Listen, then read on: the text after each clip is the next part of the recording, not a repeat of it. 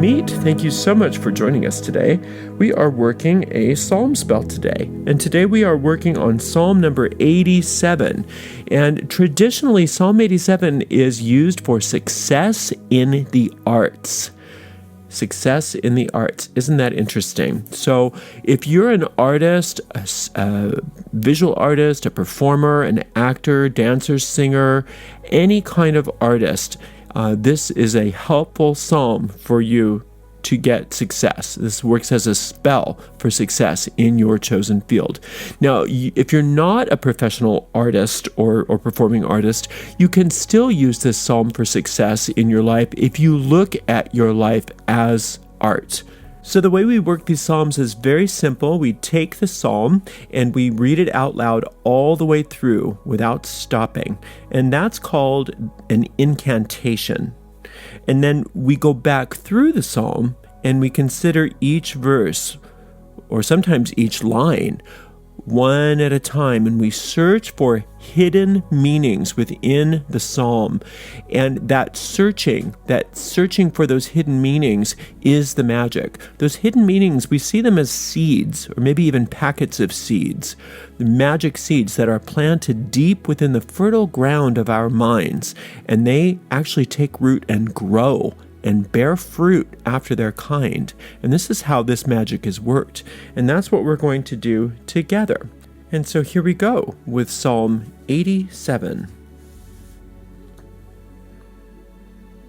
His foundation is in the holy mountains. The Lord loveth the gates of Zion more than all the dwellings of Jacob. Glorious things are spoken of thee, O city of God, Selah. I will make mention of Rahab and Babylon to them that know me. Behold, Philistia and Tyre with Ethiopia.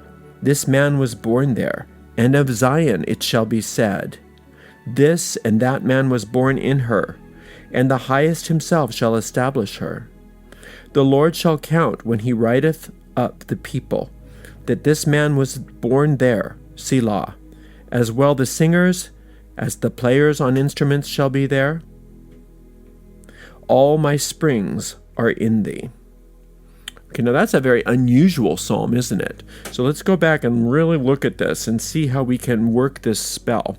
It opens up, it's not addressing God specifically like many of the psalms do. It's sort of just basically making a statement. It's sort of like making an observation. His foundation is in the holy mountains. Now it's talking about God. It's talking about God. And the God or the Lord of the Psalms, let's remember who that is. It's not a separate deity that we're praying to. It's the life force. It's the very force of life itself that creates us perpetually. So a lot of times we think, well, we were created in the past, and then we were kind of left on our own to fend for ourselves. That's not the case. That's not how life works. Life is constantly creating. So you are new at every moment. You are being constantly created at every single moment. And this creative life force is what the Lord is, what the God of the Psalms is. So if you want to consider some of the qualities of that force, it really helps to anchor you into what this work is all about. So let's do that for a second. God is infinite love. God is infinite principle. God is law, divine law. God is life itself. God is soul. So if you think about, like, here's the sun, and then we are all like beams of light emanating from the sun. So God is the totality, and we are children, or we are emanations. We are extensions of that light. So we can't really you can't really think about a sunbeam like separating off and running away, right, from the sun. So we're never without our source. God is spirit, and remember what spirit is. The spirit is that which cannot be destroyed. It's that which is invulnerable. It cannot be attacked. It cannot be thwarted. Nothing can oppose it. It's infinite intelligence. It knows everything. It knows all about every single thing, because all that's real, it created. So therefore, it knows all about you. because it created you and it's creating you at this moment. So not only does it know about your talents, you don't have to convince God that you're talented. You don't have to convince God that you really want success in the arts. God knows these things. So what we're doing with the psalm is not convincing God of anything. We are convincing our deep minds of the truth. And we are taking these seeds and planting them within our deep minds so that we can have experiences of that truth. We can create that experience of that truth for ourselves by allowing these truths to supplant our illusions. Okay? So God is infinite truth. God is infinite truth. His foundation is in the holy mountains. Well, what are the holy mountains? The holy mountains are the totality of your soul, the totality of the place within you where your soul dwells. Where your soul dwells. The Lord loveth the gates of Zion more than all the dwellings of Jacob. So who's Jacob? Jacob is that character that we are, that is always striving, always wanting to do everything that's right, and failing a lot of times. A lot of failure is with Jacob. There's a lot of character defects in Jacob, and God doesn't care about Jacob's character defects. And so therefore God doesn't care about your character defects either. God only wants to heal those. God doesn't want to punish those. So God loves the gates of Zion more than all of the dwellings of Jacob, meaning that the gates of Zion are the place where you are purely one with your soul before any ego starts to creep into the matter, right? So God loving that most doesn't mean that he loves parts of you better than other parts of you. To love you most means that that's where that love emanates. That's where that creation comes from. Remember, you're created out of love. So there's a place out of which that love is so pure, because that is the place of pure creation of where you come from. And so all of the other manifestations, it's not that God doesn't love those so much. It's just that God didn't create those. Right? So God created the purity of who you are, and all that other stuff that emanates from your character defects has nothing to do with God. I hope that makes sense. Glorious things are spoken of thee, O city of God, Selah. Glorious things. Now, what's a glorious thing? Glorious means that which has glory, and that which has glory is that which glows, filled with life force, filled with joy, filled with purity, filled with all things that are godlike. And so, glorious things are spoken of the city of God. And so the city of God, again, is that place in you where you are created perpetually. And how you're created is perfect. You're created perfect. God doesn't create imperfections. God doesn't create junky things. So any junky experiences, any junky ideas that you have about yourself don't come from the city of God. Don't come from God. Those are things that we make up on our own. So the glorious things that are spoken of the city of God are the words we want to hear. We want to tune into the voice that speaks glorious things of the city of God, rather than tuning into the voice that's always talking about how bad everything is, or how we're never going to make it, or how hard it is to be an artist, or how impossible it is to succeed in this industry, etc., etc., etc. Okay? I will make mention of, now Rahab and Babylon, I will make mention of Rahab and Babylon to them that know me. Okay, that's a very difficult, that can be a very challenging line. Rahab and Babylon deal with the externals of life. It's like, I want this part. I want this show must happen. I must sell these tickets. I must do this thing and that thing and these things. It's being very externally oriented, and to make mention of Rahab and Babylon to them who know me is what you do all the time, especially in these industries, these creative industries, which can be in the world known as being very challenging to be successful in. And so all you tend to do is talk about the particulars of this and that and this and that, and everybody knows what you're all about. Your careers in these arts especially are all about the specifics, and you're only as good as your last job, etc., etc., etc. But God doesn't dwell there. That's where Babylon and Rahab dwell, is your resume. What have you done lately? What shows have you been in? Let me see your portfolio, those kinds of things. That's not where God dwells. God dwells within the totality of the success that comes to you regardless of all of that stuff. Regardless of all of that stuff. And the same thing with Philistia and Tyre and Ethiopia. This man was born there. This man was born there. So you as an artist were born from God.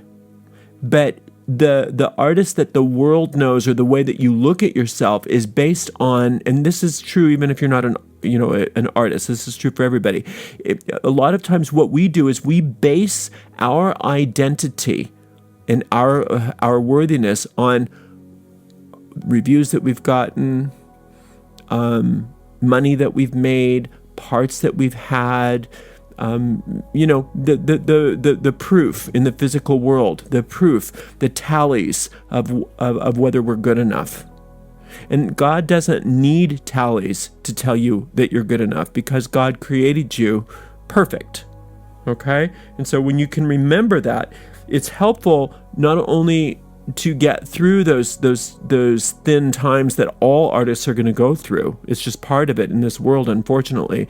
But it's also there to help you to avoid a lot of those that are unnecessary, those times. Because a lot of times those lean times, or those bad parts, or you have to put up with nonsense, writing horrible music for some project that just because you got to get the bills paid, that kind of stuff. Some of that is necessary just to get the bills paid, but you're not going to have to do as much of that, because you're plugging into the source of it, rather than always defining yourself based on the manifestations, like what you're doing. Are you a lot of times you feel, depending on the field that you're in, a lot of times you feel like you're only as good as your last role. You're only as good as your last project. You're only as good as your last show, or whatever you're doing. And so if that's the mentality that you are with, then you're always focused on the externals. You're always focused on Rahab and Babylon and Philistia and Tyre and Ethiopia. You're always looking to those lands out here for your good, rather than recognizing, no, my success comes from God. My success comes from within me. And all of these things are going to take care of themselves, because I'm going to focus on the reality. I'm going to focus on the truth. I'm going to focus on where that art comes from. And that art comes from the Spirit. It doesn't come from this world. The Lord, sorry about that, I skipped one. And of Zion it shall be said, this and that man was born in her, and the highest himself shall establish her. Okay, so it shall be said of Zion that this and that man was born in her. So that's the opposite of this and that man is good because of what they did and what their resume says. This and that man being born of Zion, being born in Zion, means that that part of you, that Zion is that part of you that is already 100% connected to your source, because it's the purity of how you were created. And that's the purity of your art. So that's what it means to be authentic as an artist. To be authentic as an artist doesn't mean that you're not lying. It means that the creative flow out of which you are working your art is unobscured. It's pure. It's a pure stream of consciousness and creativity right from the source, right from that place of Zion, where that inspiration is pure before it's been screwed up by rethinking it too much. And then all of your craft part of it is then educated and informed by that, rather than you thinking for yourself. Because if you're only thinking, will they like me? Will I get good reviews? Will I get a good salary? These sorts of things. That's not really being an artist, is it? That's playing a popularity contest. Thinking in terms of, I want to create art that that I'm going to get these results from. That's going back to Rahab, Babylonia, Philistia, Tyre, and Ethiopia. You don't want to play to the crowd like that. You want the crowd to recognize who you are, and you want it to be an authentic reception of your great work, rather than you trying to water down your message or God's message so that you're not that you don't get a bad review or whatever, or that you get accepted by the art community or whatever your thing is. Okay, so it's very important. That's what we mean by being honest with your art. Being an honest artist means that you are 100% dedicated to the purity of that creative flow that comes right from the source. That's what it's saying here when it says, "This and that man was born in her, and the highest himself shall establish her." The highest himself shall establish her. So the highest, meaning the Lord, will establish Zion, which means that you don't have to create it. You have to be the midwife for it. You have to allow it. "The Lord shall count when he writeth up the people that this man was born there." Selah. Okay, so the one way you could look at this, although I don't think it means it this way, but it's kind of a fun way to say it, the only review that you have to worry about is God's review, is really kind of what that means in a way. The Lord shall count, and when he writeth up the people that this man was born there. Because what is God's review of your work? Well, if you're doing God's work, if you're doing the work as that pure inspiration, then God's review is, yeah, he was born there. He was born in Zion. He was born pure. This is pure art, and I'm writing it up. I'm writing up the people that this man, this artist, is right on the money. Right, as well the singers and the players on instruments shall be there. All my springs are in thee. So now all of a sudden, out of the blue, we get a first person from God, right? As well as the singers and the players on instruments shall be there. So not only are you going to be approved of by God, but all the community. All that artistic community will be behind you. You will be uplifted. You will be backed by all the singers as the players on instruments that are going to be there with you. You're not going to be alone. You are going to be a part of the galactic artistic community that is universal in its need for you to create the most pure art as possible. And when you do that, your success is assured, because that's God's will. All my springs are in thee. That's God's will, that God's springs are in you. You don't have to do anything. Your inspiration is there. The fulfillment of your desires is there. The ways and the means for you to accomplish it are there. It's all in you. And it was established for you.